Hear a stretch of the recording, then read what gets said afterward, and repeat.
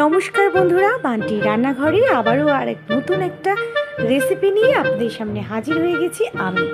আর আজকের রেসিপিটা আমার একদমই না, রেসিপিটা হলো আমার মায়ের।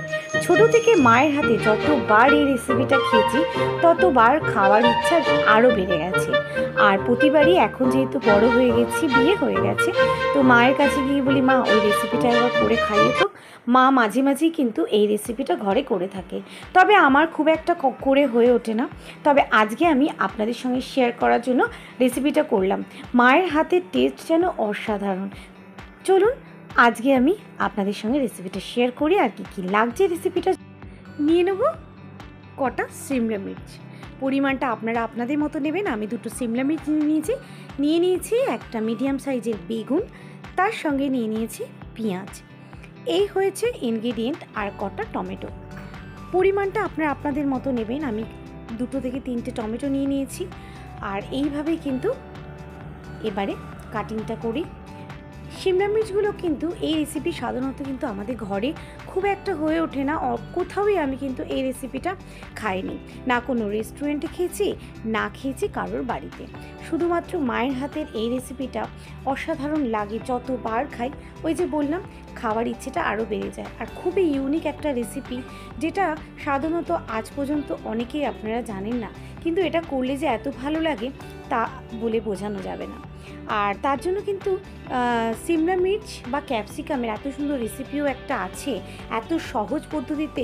এটা কিন্তু আজকের রেসিপিটা আপনারা দেখলেই বুঝতে পারবেন যে কতটা সহজ, আর রান্না করলে তো খেয়ে বুঝতেই পারবেন কতটা টেস্টি। তো আমি প্রথমে নিয়ে নিলাম কটা পেঁয়াজ, 2টো পেঁয়াজ নিয়ে নিয়েছি, 2টো ক্যাপসিকাম নিয়ে নিয়েছি, 2টো টমেটো, তার সঙ্গে একটা বড় সাইজের বেগুন আর ক্যাপসিকামগুলোকে কিন্তু খুব পাতলা পাতলা করে কেটে নিয়েছি। পেঁয়াজগুলোও কিন্তু কুচি করে কেটে নিয়েছি, দেখতেই পাচ্ছেন সব কটা একই সাইজে কাটবো। টমেটোগুলো কিন্তু একদম পাতলা পাতলা করে কেটে নেবো, দেখতেই পাচ্ছেন টমেটোগুলোকেও কিন্তু আমি কেটে নিয়েছি। সবের পরিমাণ মোটামুটি সমানই থাকবে। এবারে কিন্তু কাটাটা কমপ্লিট হয়ে গেছে। আর যত পারবেন পাতলা করে সরু সরু করে কাটবেন, তাতে কিন্তু রেসিপির টেস্টটা অসাধারণ হবে। চলুন, এবারে রেসিপি তো মোটামুটি আমার কাটাকাটি হয়েই গেছে। এবারে রেসিপিটা তৈরি করার পালা। নিয়ে নেবো কড়াইয়ের মধ্যে বেশ কিছুটা সর্ষের তেল। আর এই রেসিপিটা কিন্তু সাদা তেলেও আপনারা চাইলে করতে পারেন, আমি কিন্তু সর্ষের তেলে করেছি। দিয়ে দিলাম তেলের মধ্যে সোজাসুজি পেঁয়াজগুলো, কুচিয়ে রাখা পেঁয়াজগুলো দিয়ে দেবো, দিয়ে হালকা নাড়াচাড়া করব। লাল করার কোনোই দরকার নেই, হালকা তেলের মধ্যে পেঁয়াজগুলোকে নাড়াচাড়া করে নেব মিনিট খানেক করেই।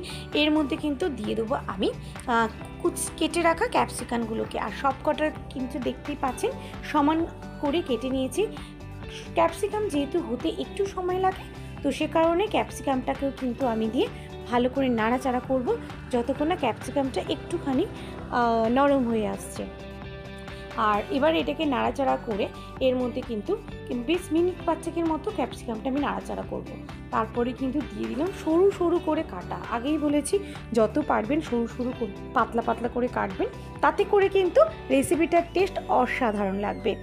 আর আমি আবার কেটে দিয়ে দিলাম বেগুনগুলোকে, এটাকে দিয়েও নাড়াচাড়া করব যতক্ষণ মজে যাচ্ছে। দিয়ে দিলাম একটুখানি হলুদের গুঁড়ো আর নুন। বিনা মশলায় এত ভালো একটা রেসিপি আগে হয়তো আপনারা কোথাও কোনো দিন দেখেননি। আর এই রেসিপিটার কোনো মশলা লাগে না, কিন্তু খেতে হয় অসাধারণ। খুবই সহজ সিম্পল একটা রেসিপি যে এত টেস্ট হতে পারে তা হয়তো আগে অনেকেই জানেন না। তাহলে চলুন আমি রান্নাটা করতে থাকি আর আপনারা রেসিপিটা দেখতে থাকুন। আর ঘরে অবশ্যই রেসিপিটা করার অনুরোধ রইল, কারণ এই রেসিপিটা একেবারেই নতুন রেসিপি, প্রত্যেকের আশা করছি খুব ভালো লাগবে।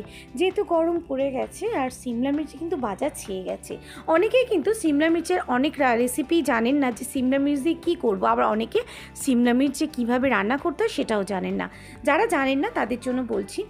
আর এই রেসিপিটা কিন্তু খুবই সহজে প্রত্যেকেই কিন্তু করে নিতে পারেন, বিনা মশলায় বাটাবাটি কাটাকাটি ঝামেলা ছাড়াই খুবই সহজভাবে, খুবই সিম্পলভাবে আর খুবই তাড়াতাড়ি এই রেসিপিটা হয়ে যায়।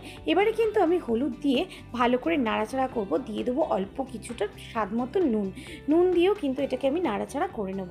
এটা যতক্ষণ না সবজিগুলো বেগুনগুলো ভালো করে ভাজা হচ্ছে ততক্ষণ কিন্তু এটাকে নাড়াচাড়া করতে হবে। রেসিপিটা করতে 10 মিনিটের মতো সময় লাগবে, কিন্তু রেসিপিটা হবে অসাধারণ। আর আগে বারবার বলছি, প্রচুর পাতলা পাতলা করে কিন্তু সবজিগুলোকে কেটে নেবেন। এটা কিন্তু এই রেসিপিটার মেন ট্রিক্স, যে আপনারা সবজিগুলোকে সমান মাপের আর পাতলা পাতলা করে কেটে নেবেন। দেখতেই পাচ্ছেন হয়ে এসেছে। দিয়ে দিলাম স্বাদ মতো নুন।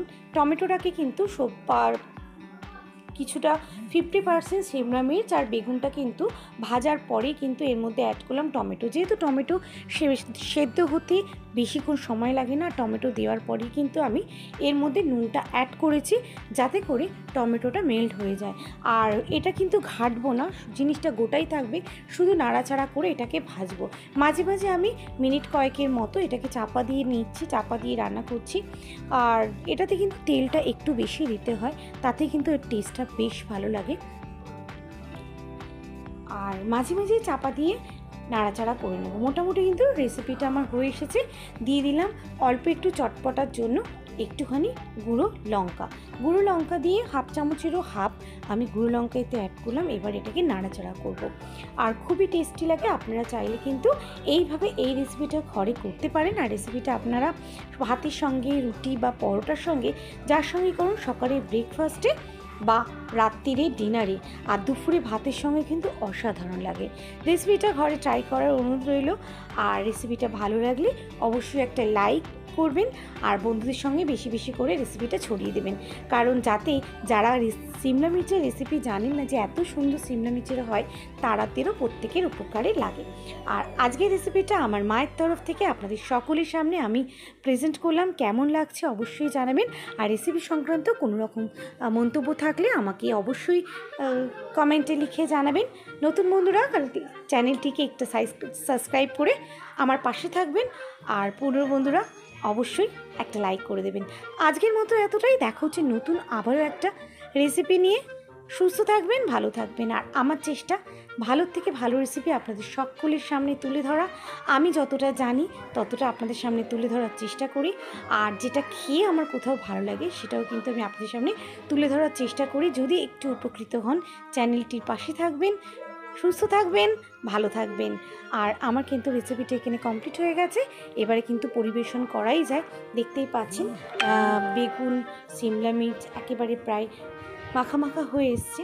তবে জিনিসটা আগেই বললাম, এটা কিন্তু চটকাবেন না, হালকা হাতে নাড়াচাড়া করবেন। এটা কিন্তু গোটা গোটা থাকলেই দেখতেও ভালো লাগে আর খেতে তো ভালো। অবশ্যই ঘরে ট্রাই করার অনুরোধ রইল।